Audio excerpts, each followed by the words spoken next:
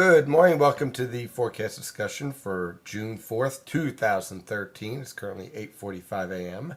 And we have a much more refreshing air mass throughout the entire Philadelphia and New York City metropolitan area this morning. You could literally feel it out there. It's absolutely beautiful, with temperatures basically in the upper 50s to lower 60s over the New York City metropolitan area and lower to mid 60s over the Philadelphia metropolitan area.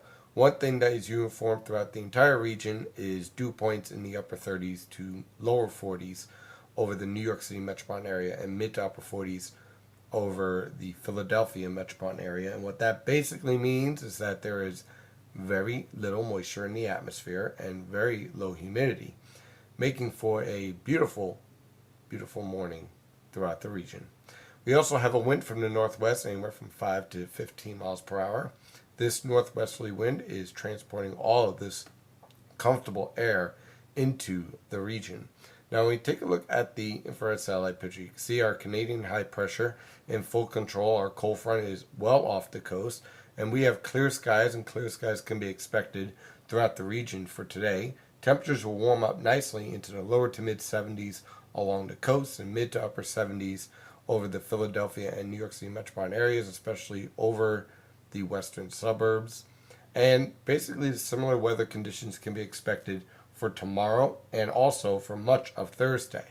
However, trouble is brewing, and you can see the first part of that trouble in the plains. This area of low pressure will start to organize along with this area of low pressure up here, and it'll start to carve out a nice trough in the Mississippi River Valley.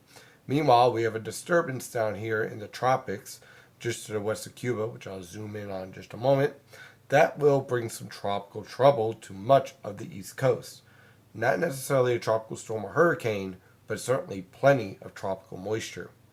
So when we take a look at this disturbance down here, you can see this disturbance organizing off of the Yucatan Peninsula and to the west of Cuba. It's starting to become better organized, especially over the past few hours. It's starting to produce a lot more thunderstorms along a very weak area of low pressure to the east of the Yucatan Peninsula. And as this low pressure system organizes and develops, it'll have the potential of becoming a tropical depression, possibly even a tropical storm, as it is drawn northward into the Gulf of Mexico and eventually towards Florida.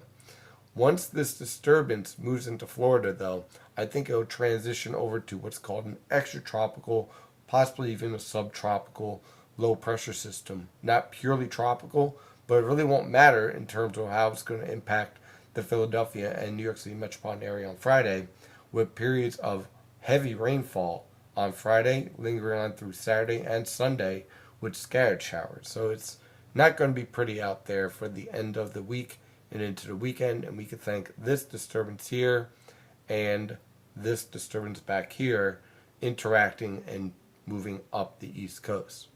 So here is the latest model guidance from the Penn State EWOL website using the European model guidance here. For this evening, high pressure is in control. We're on the backside of this trough. Everything's nice. We have very comfortable weather. By the way, our temperatures cooler, yes, but they're near normal. We're going to see similar conditions again for tomorrow and for Thursday. Thursday afternoon and evening, we'll see increasing clouds as this disturbance lifts northward, moves into the southeast, widespread heavy rain over the southeast, and of course increasing cloud cover over the northern mid-Atlantic. For the most part, in terms of temperatures, look for lower to mid 70s along the coast, upper 70s, possibly a few lower 80s over the Philadelphia and New York City metropolitan areas. Your warmest locations will be in the Delaware River Valley. Now, by Friday, this is where things start to get interesting. On Friday, our low pressure system in the Gulf of Mexico basically is absorbed by this trough. You can see this has a little bit more of a negative tilt, and this is more of a neutral tilt. They're two separate systems that are merging into one, nowhere near as intense. Not an intense low pressure system at all in any way, shape, or form, but will have plenty of tropical moisture with it. So as a result, look for heavy downpours on Friday, especially Friday afternoon, and that's going to continue on through Saturday morning.